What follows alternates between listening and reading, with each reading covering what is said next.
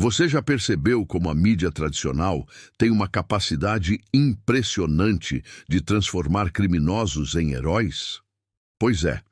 Nos últimos dias, um coro de manchetes vem exaltando o chamado Acordo de Paz entre Israel e o Hamas, mediado por ninguém menos que Donald Trump, como se o mesmo homem que alimentou guerras, espalhou ódio e fortaleceu regimes autoritários tivesse de repente virado um pacificador global. Me desculpa, mas essa história não cola. O que a gente está vendo aqui não é um gesto de paz. É uma jogada política. E, na minha opinião, uma das mais cínicas dos últimos tempos. Hoje eu quero falar sobre o que está por trás dessa paz que a mídia tanto comemora, sobre as vidas destruídas que não cabem nas manchetes e sobre o papel vergonhoso que os Estados Unidos, sob o comando de Trump, estão desempenhando nesse cenário. Porque, sinceramente, quando um presidente que nunca escondeu seu desprezo pelos direitos humanos aparece como mediador num conflito que ele mesmo alimentou, a gente precisa parar e perguntar: quem realmente se beneficia disso? Você viu essa notícia? Pois é, parece até que o mundo virou um palco de teatro mal ensaiado. De um lado, o governo de Benjamin Netanyahu, acusado de genocídio, de crimes de guerra, de transformar Gaza num cemitério a céu aberto. Do outro, o Hamas, uma organização que também cometeu atrocidades. E no meio de tudo isso, um homem que nunca teve compromisso com a paz, se vendendo como o grande maestro da reconciliação.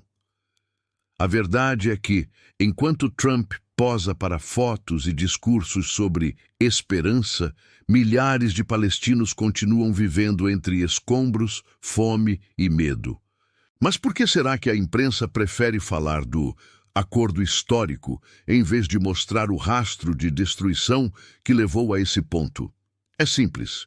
Porque é mais fácil vender esperança fabricada do que encarar a responsabilidade dos poderosos. O que me parece é que existe uma tentativa de limpar a imagem de Trump, o mesmo que, desde que voltou à Casa Branca, alimenta o extremismo, persegue ativistas pró-Palestina e trata o Tribunal Penal Internacional como inimigo. E o mais curioso é ver setores da direita mundial aplaudindo esse acordo, como se ele fosse um sinal de grandeza. Mas não é. É um movimento político cuidadosamente calculado, uma forma de desviar o foco das sanções internacionais contra Israel e, ao mesmo tempo, tentar reconstruir a imagem de um governo norte-americano manchado pela cumplicidade num genocídio.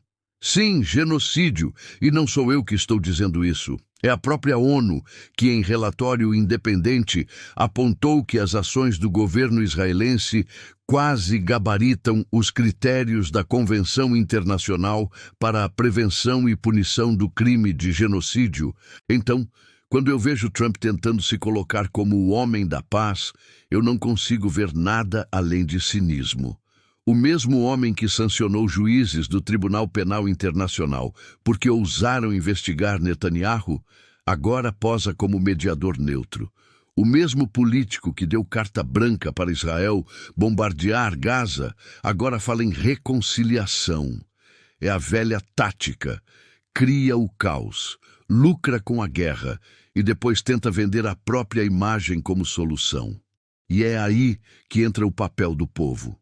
O nosso papel. Porque a verdade é que enquanto as grandes potências negociam acordos que servem aos seus interesses, são as pessoas comuns que pagam o preço. São as famílias palestinas que enterram seus filhos. São as mães israelenses que ainda esperam notícias de reféns.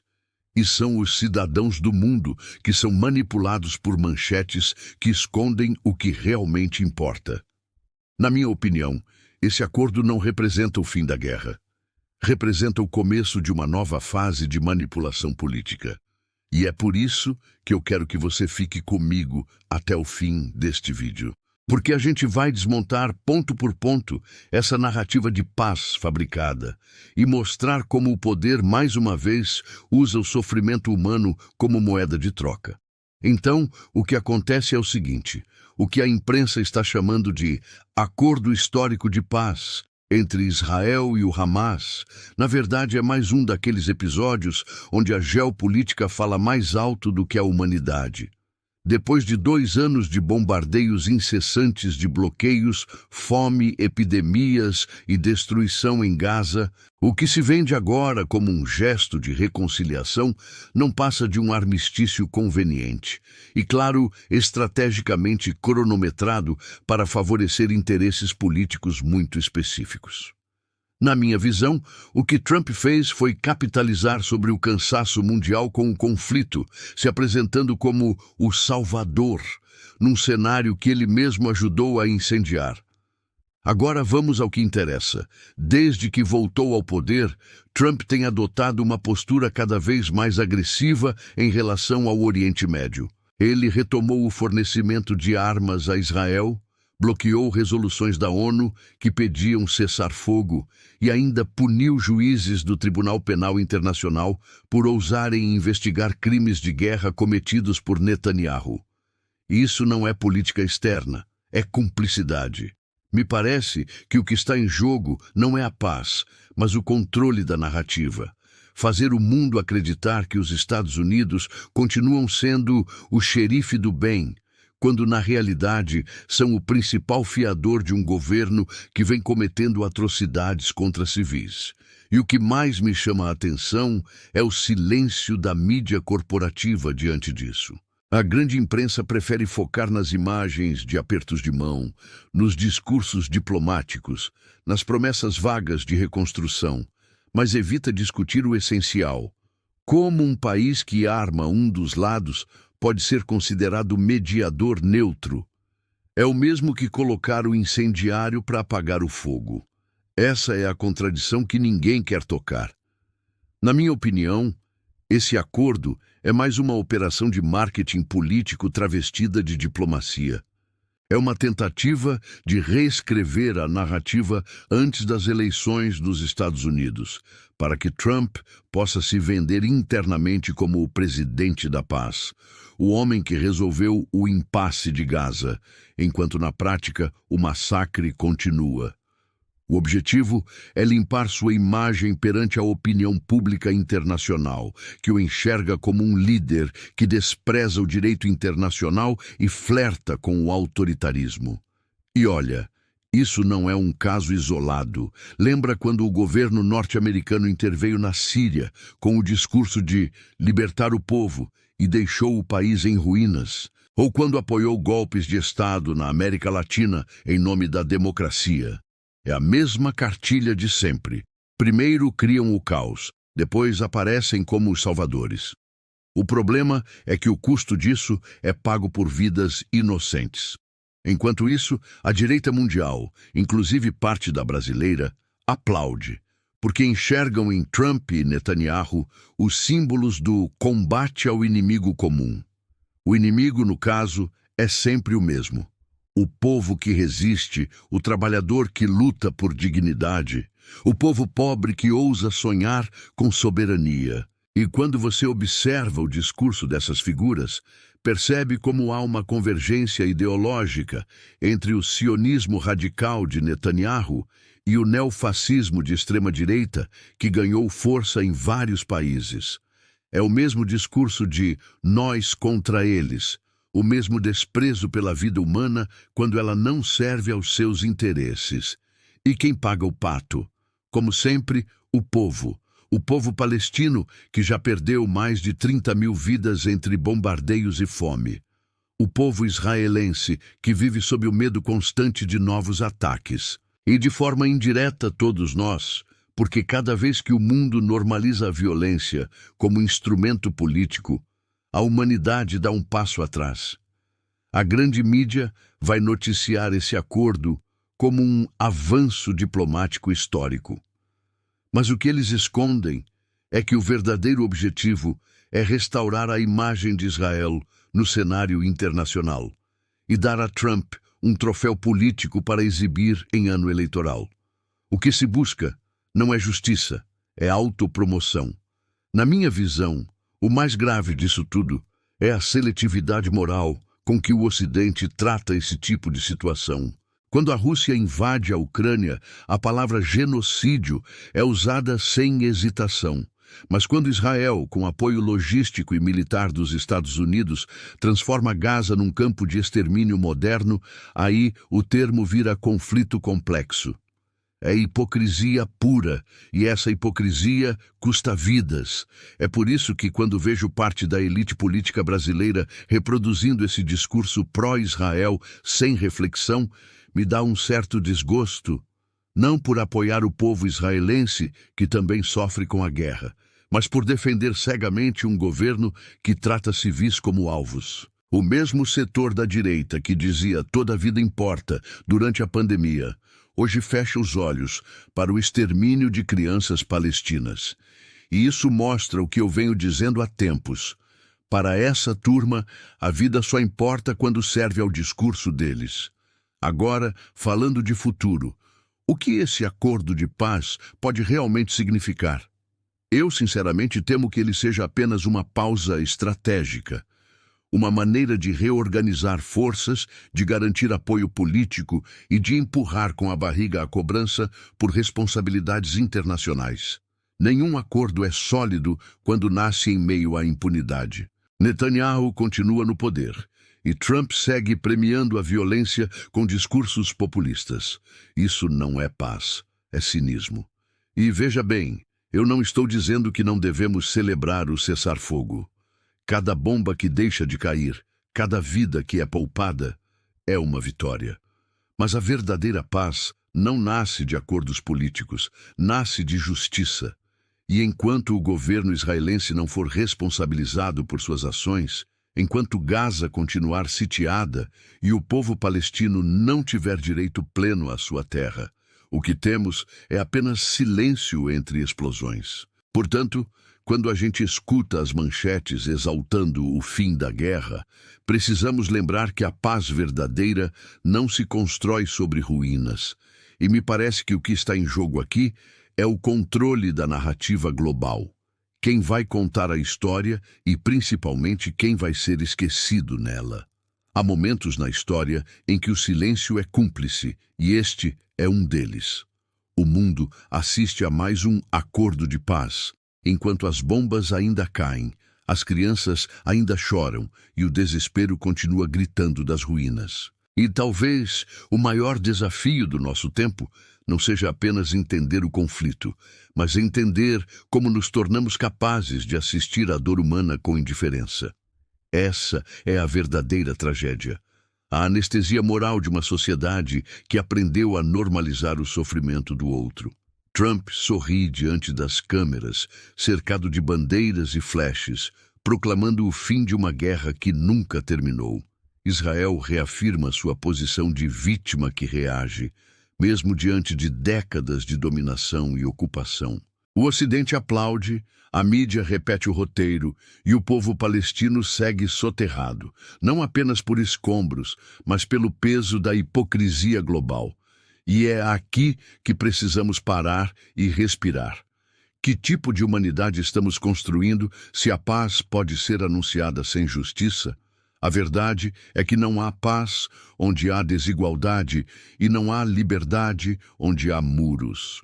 A paz verdadeira não se escreve com tinta diplomática, ela nasce do arrependimento, do reconhecimento da dor alheia, da coragem de reparar o mal. Mas quando o mundo se contenta com acordos falsos, o que estamos assinando é a continuação do sofrimento, não o seu fim. E é impossível falar sobre isso sem olhar para nós mesmos, para o Brasil, para a América Latina, para todas as nações que também sofrem com o peso de governos que servem ao poder e não ao povo. A política de dominação que oprime a Palestina é a mesma lógica que privatiza a saúde, destrói florestas, desrespeita trabalhadores e criminaliza movimentos sociais. É o mesmo império, só muda o endereço. Enquanto uns se ajoelham diante do poder americano, outros repetem discursos prontos sobre democracia e liberdade, ignorando que essas palavras viraram mercadorias. Quantas vezes o mesmo império que hoje posa como mediador da paz já financiou guerras, ditaduras e massacres pelo mundo?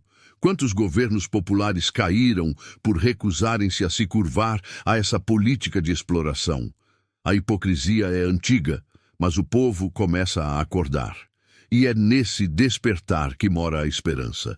Porque, apesar de toda a manipulação, há uma nova geração de vozes que se recusam a aceitar a mentira. Jovens, professores, jornalistas independentes, criadores de conteúdo, gente comum que decide abrir os olhos e dizer: basta, basta de cinismo, basta de espetáculo, basta de chamar guerra de paz. O que o mundo precisa não é de líderes messiânicos que vendem ilusões, mas de pessoas conscientes, com mente aberta, que compreendem a complexidade do mundo e se recusam a ser manipuladas. E é por isso que canais como este, Mente Aberta, são tão importantes. Aqui a verdade não é moldada para agradar poderosos, mas para provocar reflexão, diálogo e empatia. É curioso perceber que, enquanto Trump fala em paz, ele também reforça fronteiras, ergue muros e alimenta discursos de ódio. Enquanto ele aperta mãos em Israel, ele abandona tratados internacionais, corta ajuda humanitária e espalha desinformação. O mundo assiste a um show cuidadosamente encenado, onde a paz é apenas mais um produto político. Mas a pergunta é: até quando vamos assistir? Cada um de nós tem uma escolha. Podemos continuar aplaudindo o teatro ou podemos começar a enxergar o que acontece por trás das cortinas. Podemos repetir o discurso de quem oprime ou podemos dar voz a quem é silenciado. O conhecimento é a nossa maior arma. E é exatamente isso que o sistema teme. Uma sociedade informada, questionadora e livre. Quando se fala em acordo de paz, é preciso perguntar: paz para quem? Porque a paz que serve a uns e oprime a outros não é paz, é privilégio. E o privilégio disfarçado de bondade é o veneno que corrói o mundo moderno. Nenhuma nação pode ser verdadeiramente livre enquanto constrói muros de ferro sobre os sonhos de outro povo. E aqui está o ponto central. A verdadeira paz não é assinada entre governos, mas entre consciências. Ela nasce quando o ser humano entende que a vida do outro vale tanto quanto a sua, quando o sofrimento de uma criança do outro lado do mundo é capaz de te incomodar, quando a empatia vence a propaganda. É nessa hora que a humanidade ressurge, não dos palácios, mas das ruas, das vozes simples, das mãos calejadas que ainda acreditam em justiça. Por isso, quando você ouvir falar de acordos históricos ou novas alianças, questione. Pergunte quem ganha com isso, quem lucra, quem cala. Porque a verdade raramente está na manchete. Ela está no olhar das vítimas, nas vozes silenciadas, nas histórias que não viram notícia. E se você chegou até aqui, é porque faz parte dessa minoria que ainda pensa, sente e questiona. Gente como você é o que o mundo mais precisa. Pessoas com mente aberta, capazes de ver além das aparências, de entender que a política é muito mais do que direita ou esquerda, é sobre humanidade, justiça e dignidade. Então, que este vídeo não seja apenas mais uma análise, mas um convite. Um convite para pensar, para conversar, para compartilhar. Porque a mudança começa na consciência, mas cresce no coletivo. O acordo de paz entre Trump e Israel pode ser vendido como um marco histórico, mas a história verdadeira está sendo escrita agora, nas vozes que se recusam a aceitar a mentira, que a nossa voz esteja entre elas. E antes de encerrar, quero te pedir algo simples, mas muito importante. Se essa reflexão fez sentido para você, se te despertou um pensamento, uma dúvida ou até uma indignação, não deixe isso se perder. Inscreva-se no canal Mente Aberta, curta este vídeo e compartilhe com outras pessoas que, como você, têm sede de conhecimento e acreditam que a política deve servir ao povo e não aos poderosos. Aqui, cada curtida, Cada comentário, cada compartilhamento é um ato de resistência, um gesto de consciência e coragem, porque o mundo muda quando as pessoas começam a pensar. E pensar é, antes de tudo, um ato de liberdade.